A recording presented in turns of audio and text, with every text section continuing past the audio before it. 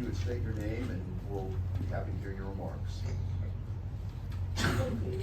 Good morning, to everyone present. I thank you for the opportunity to hear me, to see me. I am the granddaughter of Eva Green and Bessie Wright Graham, the great-granddaughter of Cora James and Neely Graham. Their sacrifice is why I'm here. If you could state your name also. Yes, my name is Tracy Elizabeth Taylor, but they were survivors. I'm a member of Louisiana Survivors Reform for Coalition. I represent CatalystIIChange as well. Value. I'm here to share my story because I know firsthand what it means to be a survivor of abuse, seeking safety and protection for my life. Problem. I live daily with multiple chronic illnesses, rare diseases, one of which is multiple sclerosis.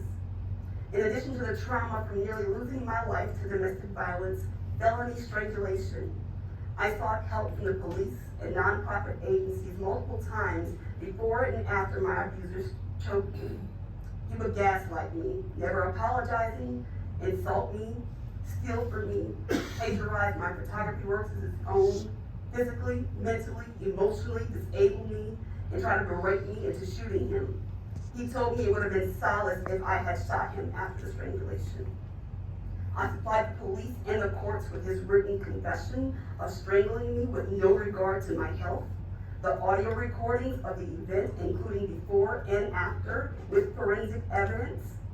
Also in his writings, written admission of assaulting other women, even as a teenager with a baseball bat. He stated, quote, I stayed out of prison because of white and rich connections and just sent to inept anger management classes or therapy. I reiterate, that is what my abuser wrote. Because of this, he was never sentenced to past crimes, no criminal history, and no paper trail exists due to his connections. My case in my life was not given the attention and intention that it was warranted. I have never been arrested as a survivor, but I know that I am so close to being criminalized or killed if he hurts me again and I react to save my life. Since escaping my would-be murderer, I have massive housing instability. Since leaving my abuser August 29, 2020, I suffer more with post-traumatic stress combined with many multiple sclerosis relapses, which means I can't walk some days. The other challenges include cognitive challenges, the pain throughout my entire body, bladder incontinence, and now utilizing a mobility cane to walk. In the past year, I have had to move twice because of damage to apartments from Hurricane Ida and several emergency room visits. Too many survivors are left in this impossible situation while reconstructing our life to live healthy and healed. Though I struggle daily with the trauma I have experienced, I see myself as a survivor, overcoming all obstacles and challenges. I survived, and I remain in fellowship with communities of survivors who support one another. This is my why. I know too well what the other outcomes are.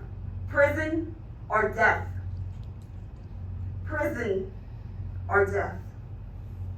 My dear friend and sorority sister, Illyria Cyrus Reed, was murdered in her Denham Springs home by her husband January 15, 2014. After she had already moved out and the courts would not extend the order of protection to her children. Right now, Louisiana ranks number 2 for the most deadliest states for women. Right now, Louisiana ranks number 2 for the most deadliest states for women. Right now, Louisiana ranks number 2 for the most deadliest states for women. I am not safe. You are not safe. Women are not safe. And the laws and support systems exist at this very second. If we can't depend on a system for vitality, you know it's not just to incarcerate and re-victimize survivors.